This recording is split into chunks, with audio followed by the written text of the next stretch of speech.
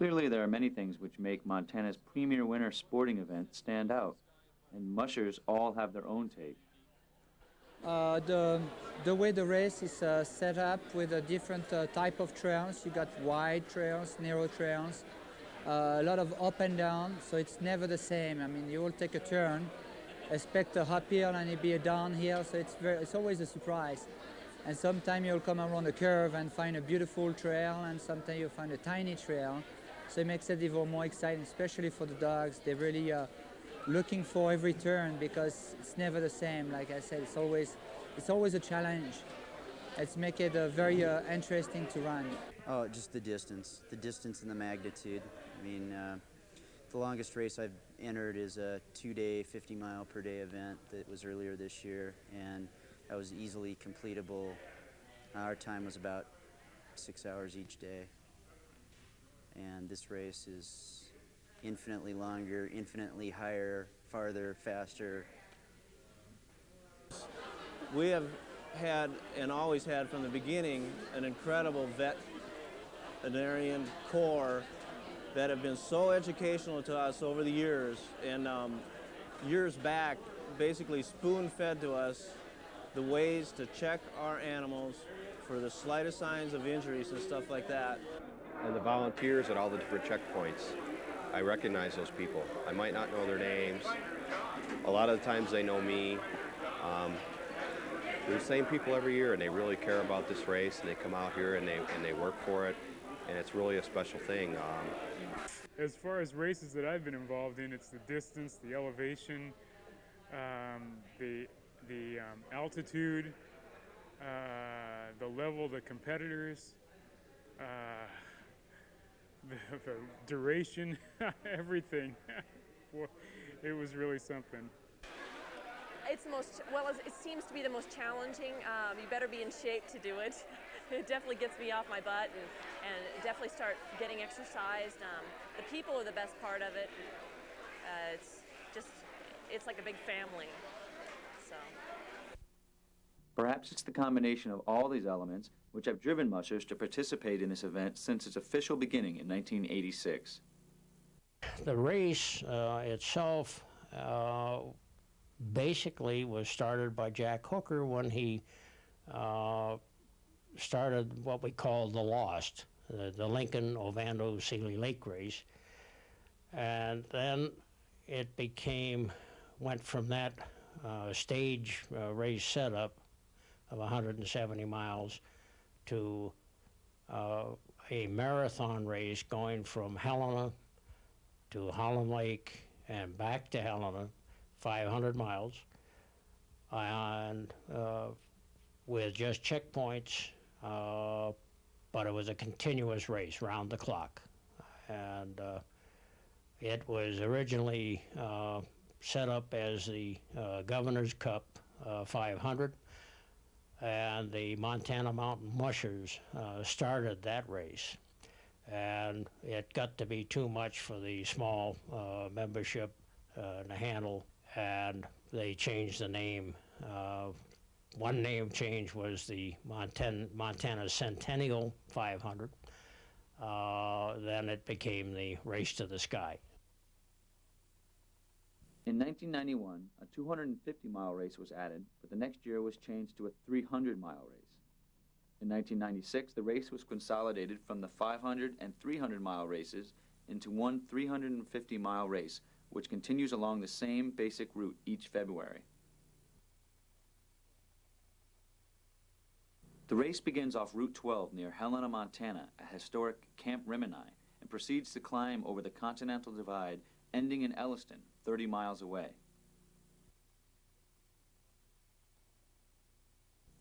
The race is restarted at 7 Up Ranch in Lincoln and continues through 50 miles of Helena National Forest. Teams must climb over 1,000 feet in elevation before descending into Checkpoint 3, Whitetail Ranch. From here, it's onward 70 miles through Lolo National Forest until Seeley Creek Checkpoint. Mushers are given the option to take a 4-hour mandatory layover here. The next leg is a twisting, turning route, 60 miles to Holland Lake, halfway point of the original 500-mile race. This checkpoint is alternative 2 for the 4-hour mandatory layover. Continuing on, mushers must then retrace a portion of that same trail, veering off to complete the 65-mile leg to Fawn Creek checkpoint, where a mandatory 6-hour layover is enforced.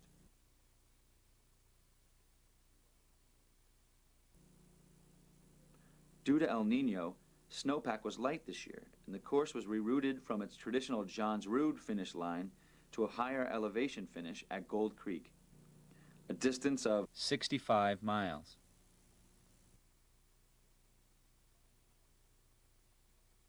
This brings the combined mileage of the 1998 Race to the Sky to 340 miles.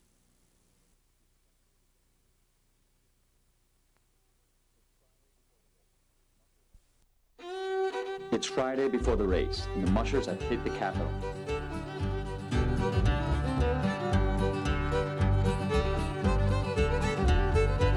Some mushers, like Roy Beckstrom here, enter the schools to educate kids on the race and the sport of mushing. Later, it's on to the vet check, where dogs are examined to determine eligibility for the race.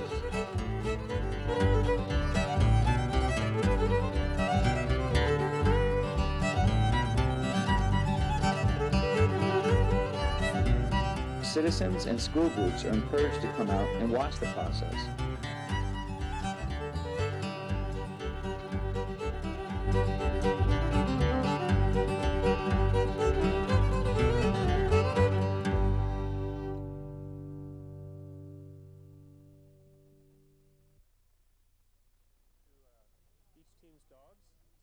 The vet check is a very thorough and important part of Race to the Sky.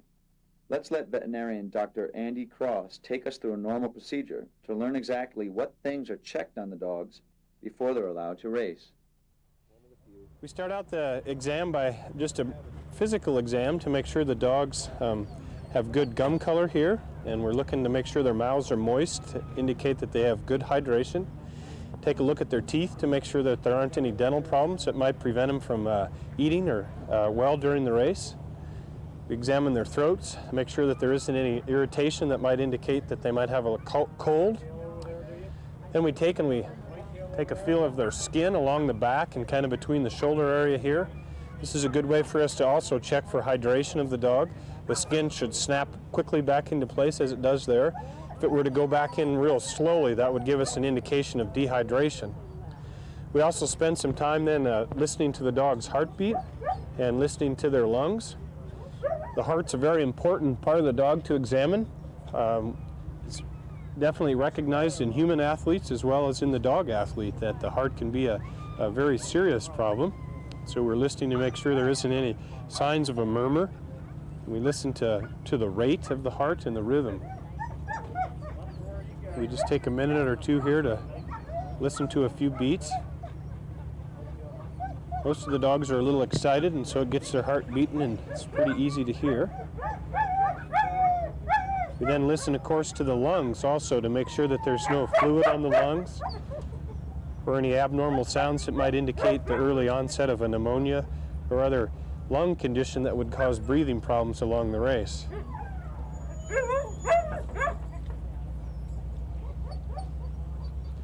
Okay, so after that initial part of the exam, then we move into what we call the orthopedic exam. We want to make sure that they've got 4 legs that are in good shape and ready to go. We start each leg down at the foot, looking between the webs of each foot, make sure that there aren't any cracks or splits.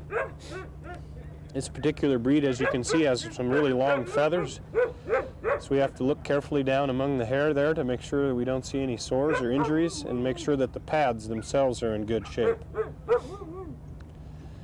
After examining the foot, then we begin to move up the leg and do and examine their carpus, or what would be comparable to our wrist, to make sure that there's not any swelling or pain. And then we check the flexion of the joint also to make sure it bends or flexes well, what we call range of motion. We're just looking to make sure the dog doesn't show any indication of pain. Then we move up the leg to the elbow. It's this joint right here. Again, just checking for range of motion or any indication of pain. And the last joint in the front leg is the shoulder. And we just take and manipulate the shoulder in a couple different directions. Get any indication of soreness. Kind of feel underneath there. We also kind of, as we move back, kind of check the body area to make sure that they don't have any rubs from their harnesses or any problems from previous training. Then we move into the hind leg. Basically the same as far as starting out at the foot. Start at the bottom and move up. Again, looking for cracks and splits. Then we move up to their hock joint, which would be kind of like our ankle. There's a tendon that comes down here that's very important to check. Move up into their knee. And then the final joint is the hip. And again, just checking to make sure the range of motion and the flexion. Hips can cause a lot of problems. The vet check's really important for us to be able to go through each animal to make sure that they're fit and ready to run the race. It also helps us to identify possibly any potential problems or things that we can help the musher out with. It's our goal to see that every dog makes it through the race in good shape. And so we use this time to kind of examine each dog and to visit with the musher about any concerns they have or problems they might have. The final part of our exam then is we have the musher put the dog down on the ground and we watch him to move away from us just to make sure that there's no signs of lameness. Brad, you want to go ahead and set him down and we'll watch him take a few steps as he moves out. We're just making sure that they move out willingly and don't show any signs of limping or lameness. Great, thanks Brad. As we check through each of the dogs in the team, if there's any dog that we feel is unfit and not ready to run, that animal is marked with an orange spot on their head, and that indicates then that they are not allowed into the race at all. So Brad had one that had a previous tendon injury that we just don't feel is healed up and well enough to run. So he's chosen wisely to drop that dog out of today's race. It's Saturday, and time for the traditional flapjack breakfast.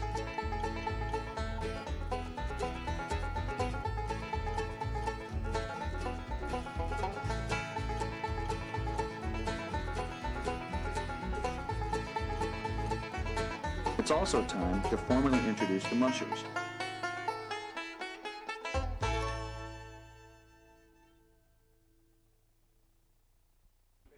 There are always interesting stories to follow with the Race to the Sky. One such story this year is Don Duncan's team.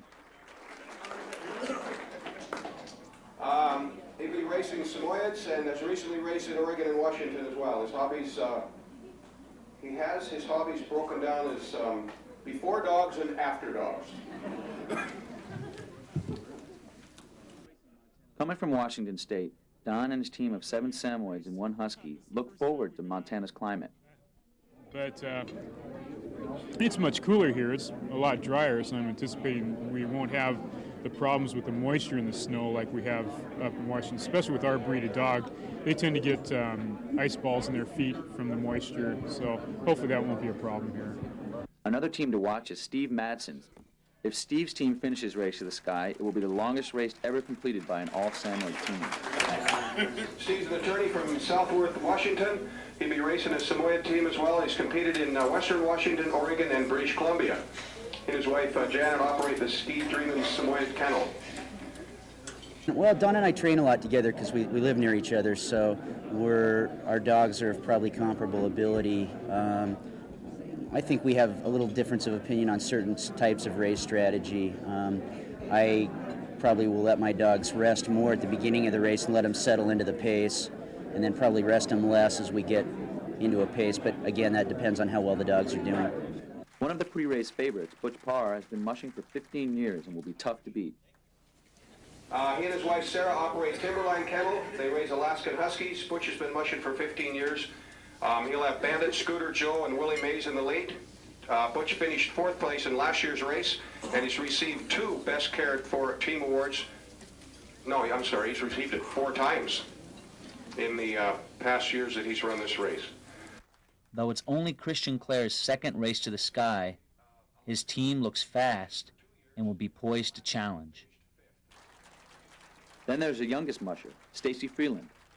Stacy's 18. She's a student at the University of Montana, comes from Lincoln. Her family operates Montana Mush Sled Dog Kennels. They raise Alaskan Huskies. And Stacy's back for her 2nd Race to the Sky. When she's not studying or training, she enjoys painting and cooking. I want to finish. I'd like to give the best positive attitude I can. I'd like to give this race a good name, to treat dogs well, and people look back and say, that person really took care of their dogs and had a good attitude. So.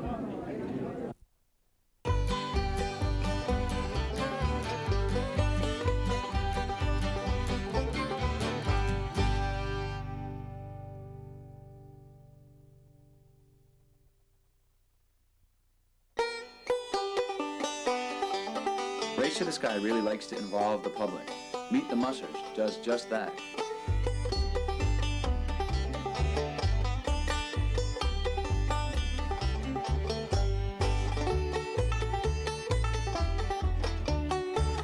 The dogs, we end up transporting these dogs in dog boxes. This is a really humane way of transporting dogs. It's safe, they're secure. As far as this not being a safe or good way of transporting dogs, I can't think of any other way. These dogs know their dog houses, they jump into them when they've got the opportunity to. This is their home away from home as such. This is their dog den.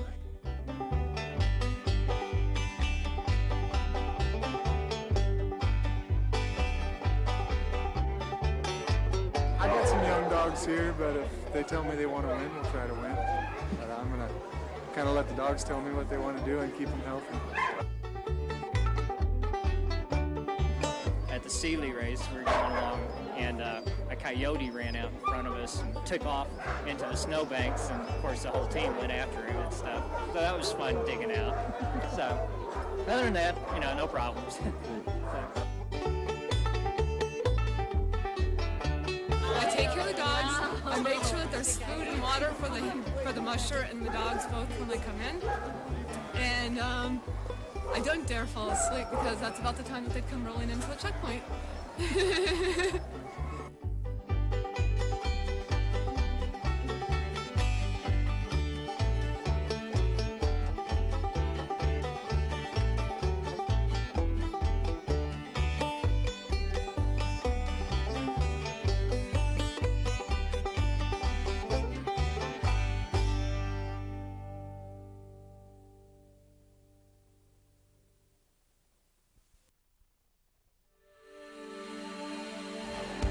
Later that day, it's the official start at historic Camp Rimini, and the excitement is building.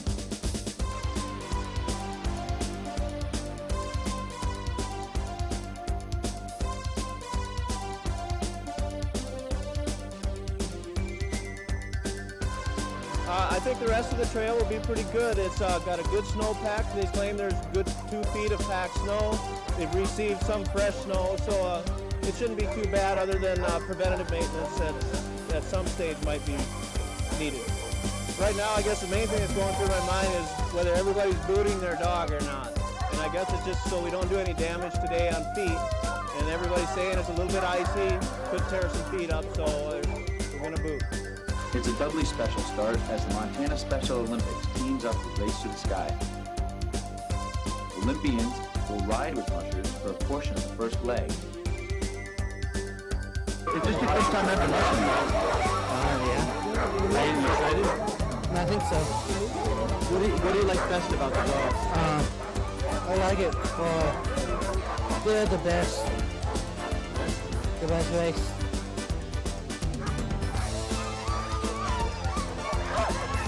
My name is Tyler Walker from Company. I'm in 6th grade. Special Olympics. Are you excited? Yes. Have you done this before? Yes. You've ridden on sled? Yes. How do you feel about racing with Butch? Do you like racing with him? Yes. How many more times would you like to race? Forever. Judging by the smiles on their faces, these athletes just might keep coming back forever.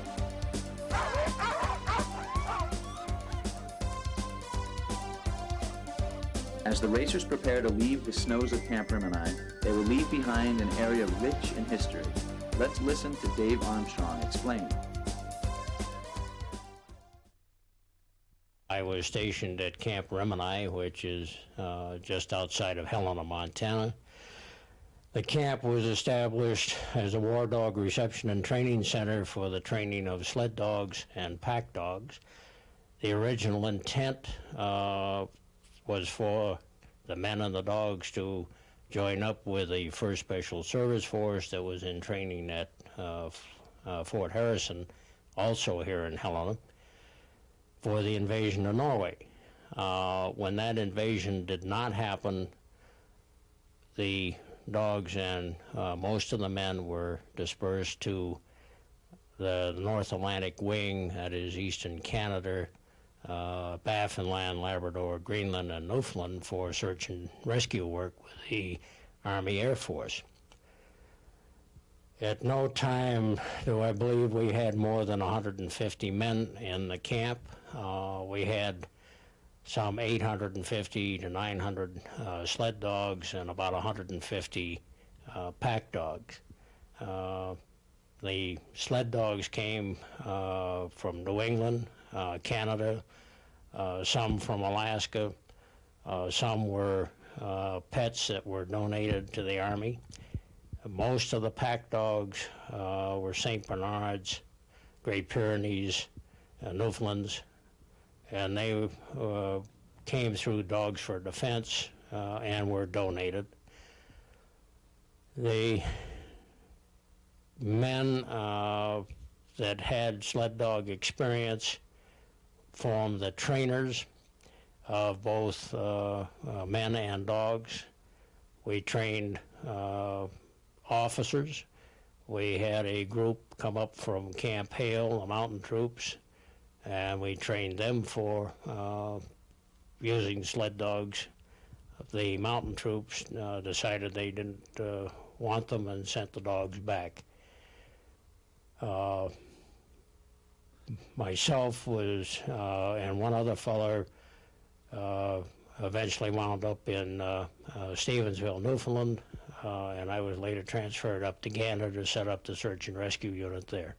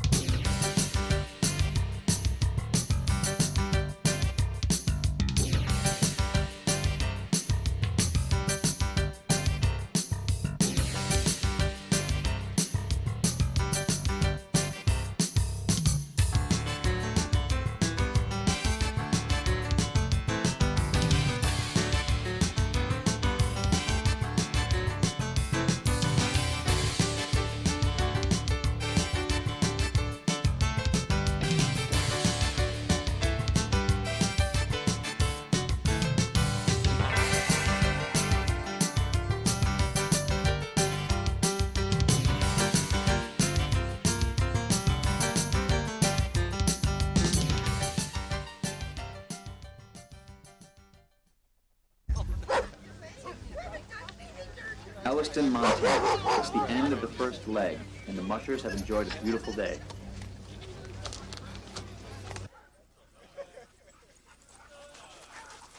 first musher through is Chris Adkins from San Coulee, Montana.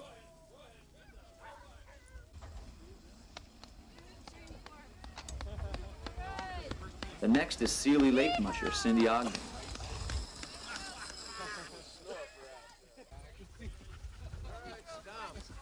Veteran Mark Stamm from Monroe, Washington crosses the line in good time.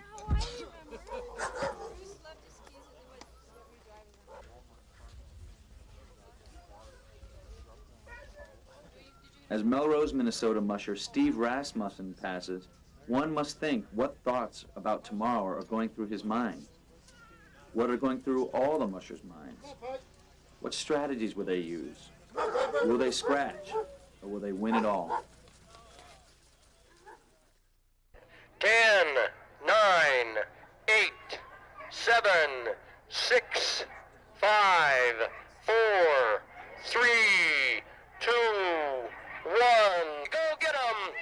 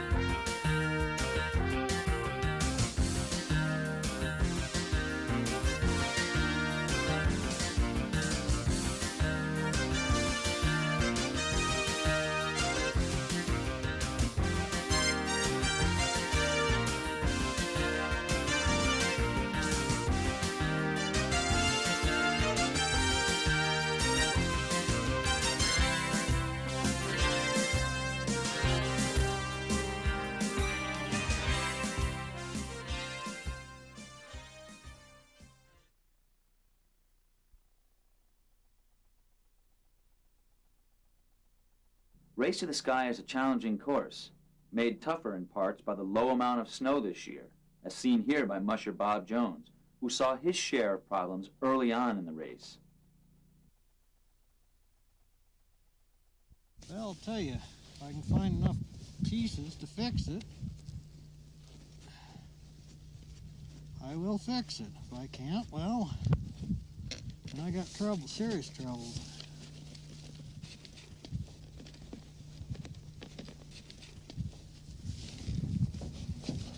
Hooking a fence, he has broken a stanchion, and it becomes a race against time to fix it. Passerby Butch Parr was one of a few mushers who had difficulty with the course. I made a serious mistake and left the trail. Actually, what I consider a classic rookie mistake. I actually seen the markers going another direction, but followed a different trail because I was familiar with it and following other teams. Well, it was pretty much, I knew the trail. All of a sudden I realized I was following this guy, and I realized that the trail wasn't where we were supposed to be, and I said, we have to turn around. So he got his team turned around, and I was holding onto a sled, and his team started to take off, so I hold on to his, but I lost mine after we got him turned around. And so I finally got my team, and they didn't disqualify me, fortunately, so it worked out really well. Don Duncan's team is temporarily held up by bobs and must stand idly by, waiting for a chance to pass through.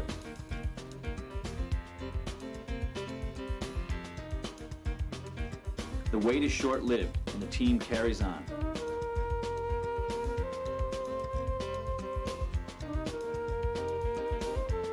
Scott Thompson from Trout Lake, Washington arrives on the scene shortly thereafter.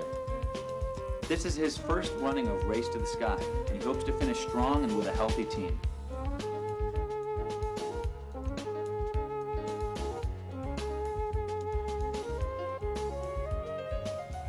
One by one, teams pass through the area.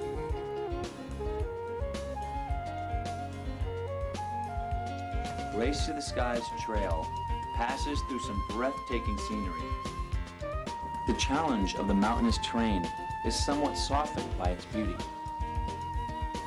Despite the wide open expanse, it's inevitable that teams encounter one another along the way.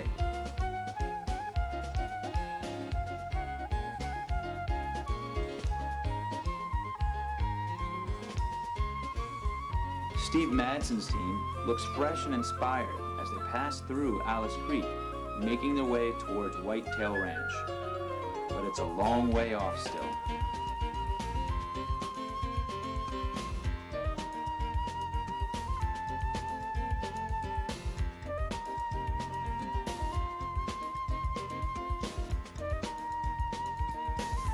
They're followed shortly thereafter by veteran Laurie Beckstrom from Whitefish. Laurie has been mushing for 26 years. Whitetail's quite a ways away, right? Yeah, a little ways. While Whitetail may be over 40 miles away, the view from Huckleberry Pass is well worth the trip. My creator's creation.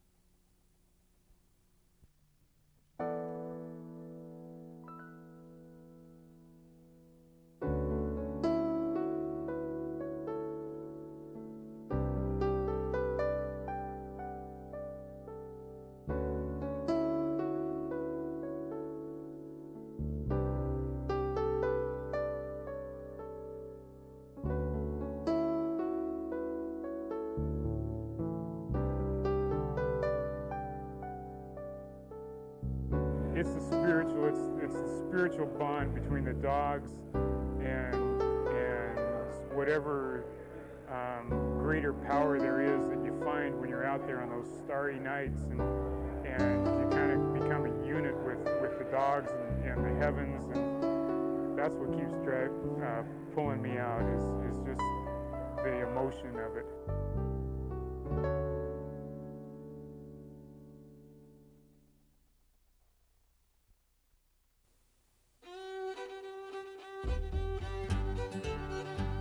At Whitetail Ranch, all there's to do is wait. But with a home-cooked meal, who's complaining? For kids, it's a special treat. So, you gonna stay up all night? Yeah. For the grown-ups, it just comes with the territory.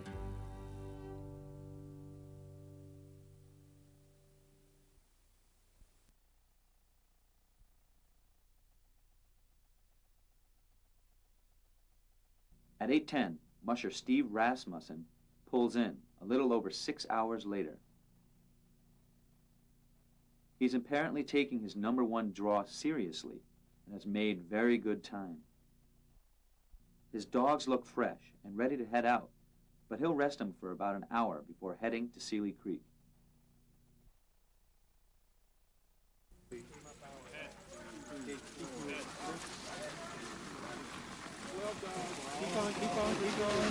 About a half an hour later, Chris Adkins arrives on the scene, followed almost immediately by Christian Clare.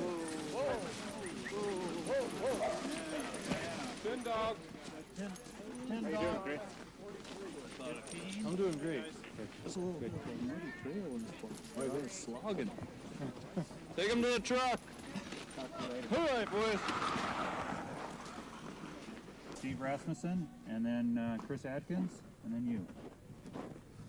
You need it? Okay. Okay. Okay. Okay. Ready? Easy, easy, easy.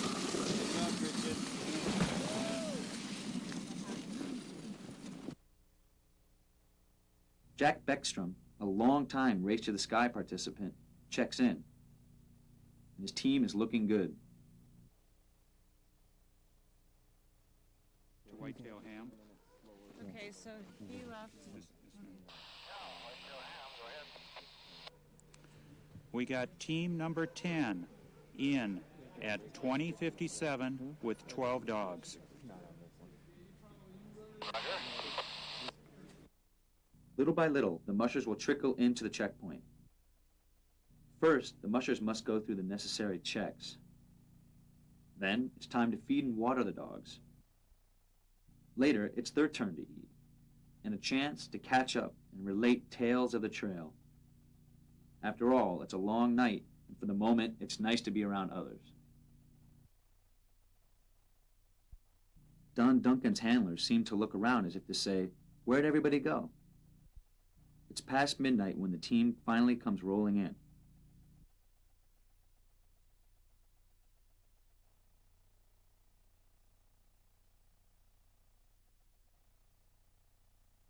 Don will decide to rest the dogs almost 4.5 hours before heading them back out. But in the meantime, they're looking good, and his handlers must be glad about the progress so far. Admitting that they can't win the race, they'll be happy simply to finish. Like a ghostly apparition, Christian Clare's team rolls through car lights into Seeley Lake at 4:04 a.m. Steve Rasmussen arrives only 9 minutes later, and once checked in, feeds his dogs as soon as possible. Not too much. They're thirsty and hungry after 70 miles, and Steve makes sure that he takes care of their needs. After all, dogs burn huge amounts of calories, and a good food regimen is critical for success. Steve feels good about his strategy so far. Yep, no, we're right on the game plan right now.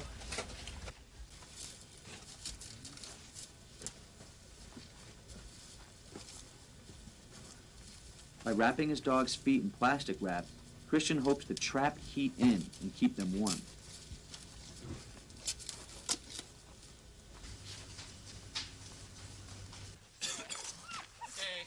It's 4:35 and Rob Greger rolls into Seeley.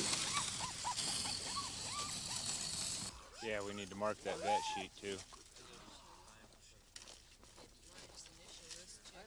2 hours later, Steve Rasmussen is checking out.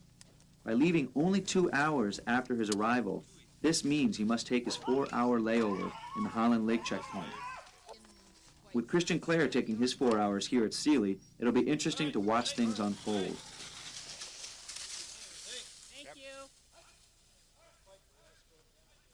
It's the next morning at Seeley, and everyone's a bit tired.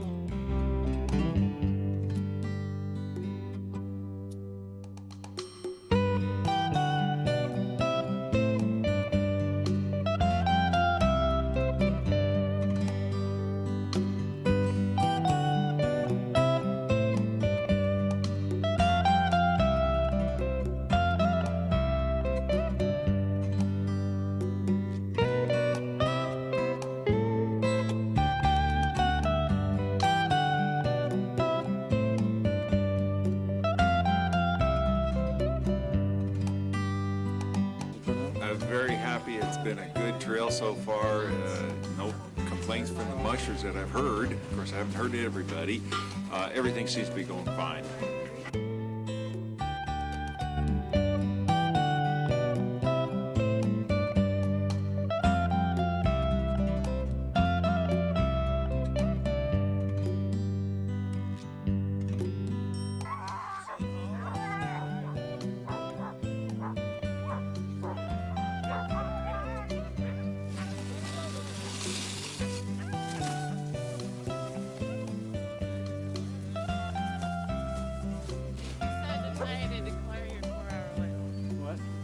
had to tell you to declare you for? Everything's been doing pretty well. I'm right on schedule. Actually, I'm half an hour ahead of schedule, so I think I'll take an extra rest and then check next checkpoint.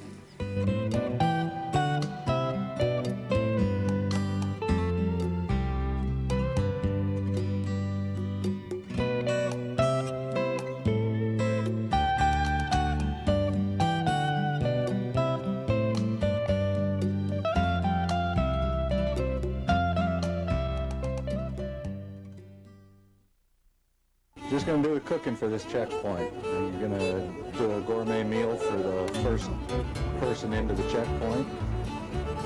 Cuban black bean soup there. Cooking up some rice for the dinner when the first person comes in. That'll go with the ginger chicken. Got some twice baked potatoes here, some bread, cookies, muffins, coffee cakes. This is fresh ginger. This is ginger root here. That'll go into the ginger chicken stir fry. We've got a Tosca cake back there on the speaker for their dessert.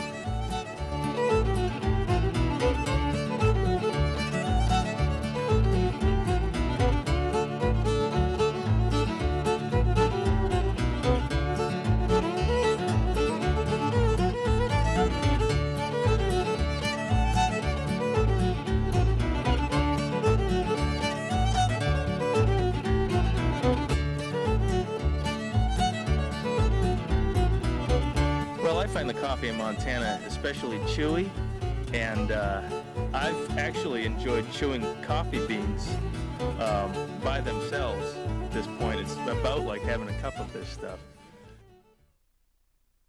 Come on. Steve's the first musher into Holland, and that means the gourmet dinner.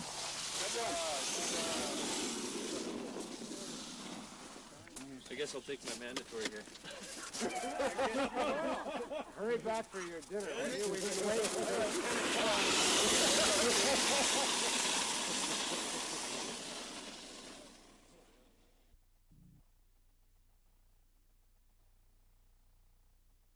But before he digs in, Steve will take care of his co-racers.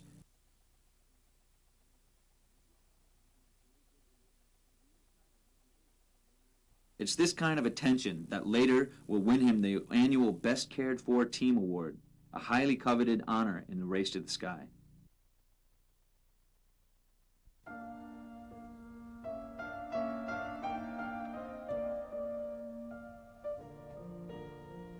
Well, that's by far the best meal we're going to get. Yep.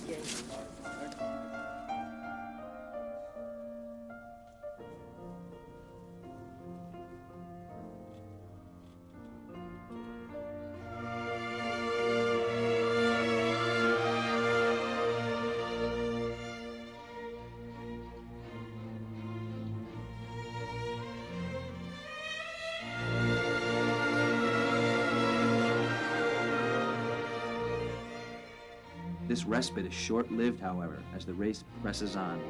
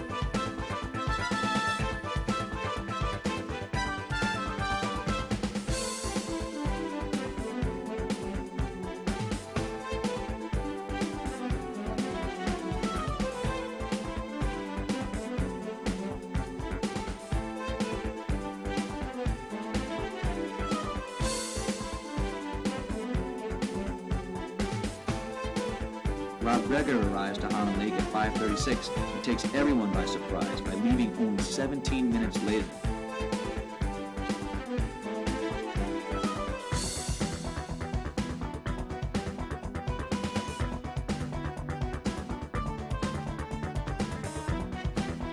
This gets Christian's attention, who quickly takes off after towards Fawn Creek.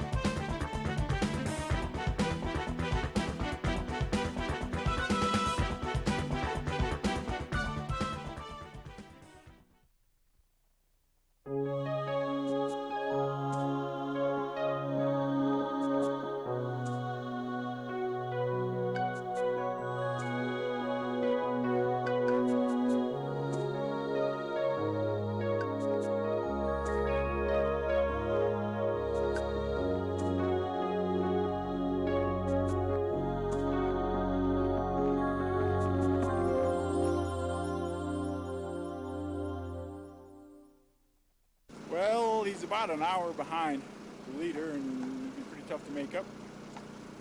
All I can hope for is that he's really fast and Christian goes really slow. But the race schedule that we planned out, which he planned to run, is pretty much what he's run. He's actually gone quicker than what he planned. He's in third place and should probably stay in third place.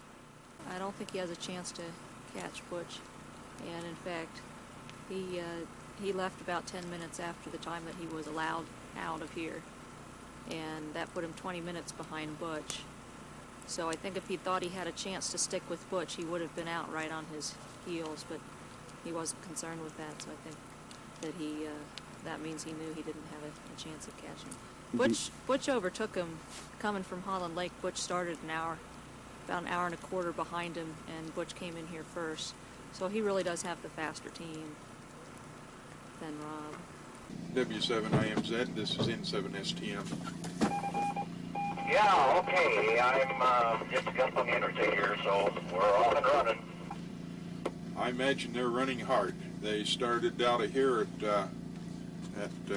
5:17, and he made it from Holland down here in a little over 5 hours, and I expect him to see him down there by 11:30. Clary got out of here at 5:17 this morning, and the closest one behind him couldn't get out until 6:35 or 6:18, taking his layover. So he's got an hour that he's got to try and make up. And last night he's only able to make up a half an hour in the run down from Holland Lake. So making up that hour is going to be almost impossible for him to do, unless Clary has some problems somewhere. With the differential going, by the time they make up that differential and they change it before they ever leave Holland Lake. From Holland Lake on is practically straight race. Yeah, from Holland Lake on it's straight race. No differentials or anything, so whoever comes in here first is in the lead. And whoever gets to the finish line first is there. They're the winner. Meanwhile, what's happening with Steve's team of Sammies? Judging by their presence at Seeley Lake at this late stage, one can only assume things are not going as expected. Well, it's not going very well. We got into whitetail yesterday and had to scratch 3 dogs, all with wrist injuries. No clue why they chose this particular time. A couple of the dogs were a little older, and I ran them pretty hard, so that may be it. Today we've got one come down with pneumonia as a result of the hot weather yesterday and the cold weather last night. So I'm down to an 8-dog team, and not that these guys aren't good dogs, it's just it wouldn't be where I'd want to be at this point in the race. So basically if we can't make it to Holland Lake tonight by about 10 or 11 o'clock, we're probably going to end up scratching because the clock's just going to run out on us.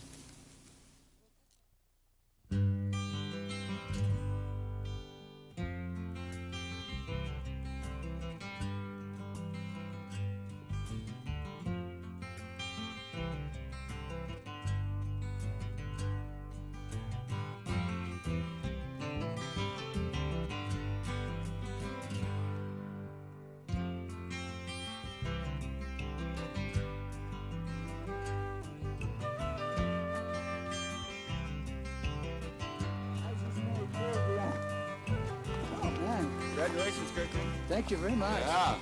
Good job, Christian. It's been a tough trail out there. There's no trail for a while. Oh, there is? There's no trail. Didn't break a trail.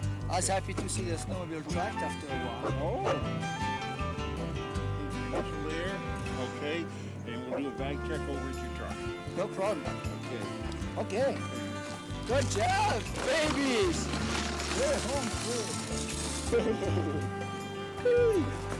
It's a blue. Really good boy. Yes, sir. Come on.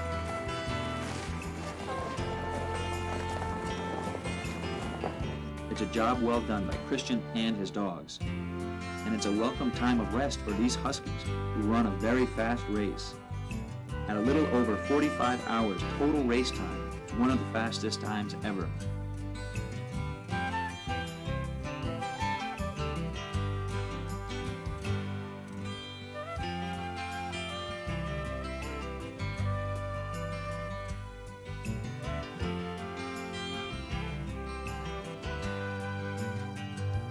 How did you make such good time? Actually, I stopped a few times to water them because they have the first day of the race, some of the meat they ate was probably not good, and they had the main diarrhea. So I've been feeding them dry food and water them a lot. So I stopped and gave them a little water. Others must have had to stop too then. I don't know if they did, but if they didn't, it's too bad.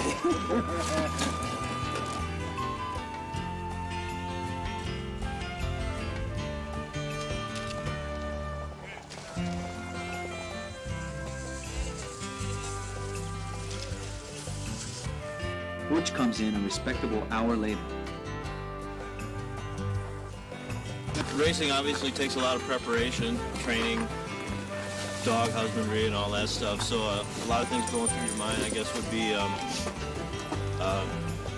if the training was the proper way, so you can run the mileage the proper way to be competitive, dog husbandry, which dogs are holding up the best, which ones I'm doing the least maintenance on, future reference, I guess, for potential breeding prospects and stuff like that. It's nice to have a very athletic dog, but it's also nice to have a dog that's very durable. Rob Greger's finish at 127 brings to an end an incredible move from a last place finish in 97 to third place in 98. This experience can only help in his run next year for first place.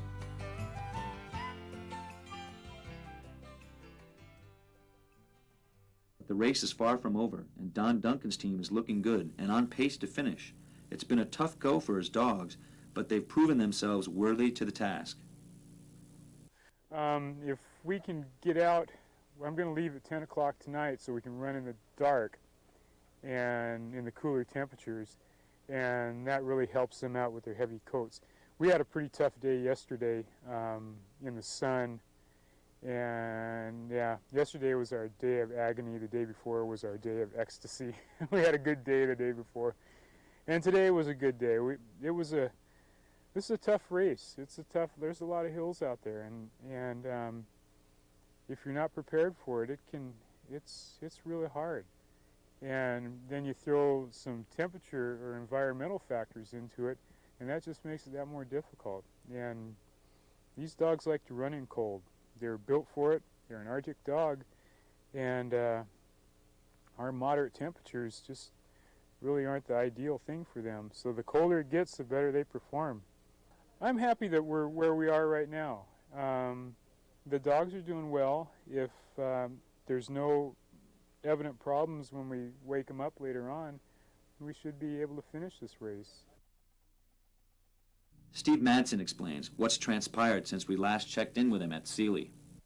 We got about 3 hours out, and I was having to call at the dogs to hurry them up because I realized it was going very slow. And I think at that point I just realized that I was talking too much to the dogs, and that isn't the way I like to treat my animals. So at that point I made the decision to scratch. Yeah, I just called the dogs around and brought them back into the checkpoint. My handler was still cleaning up at the truck, and he saw me come in and crying, and that was pretty much the end of our race. But I love these dogs like my kids, and would never put him in any sort of jeopardy, which I think was a real possibility on that particular segment of the course. So.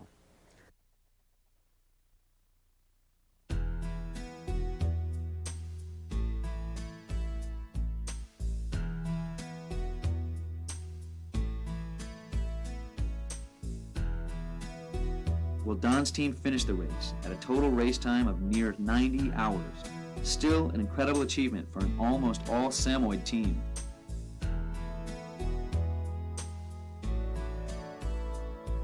Never underestimate the Samoyed.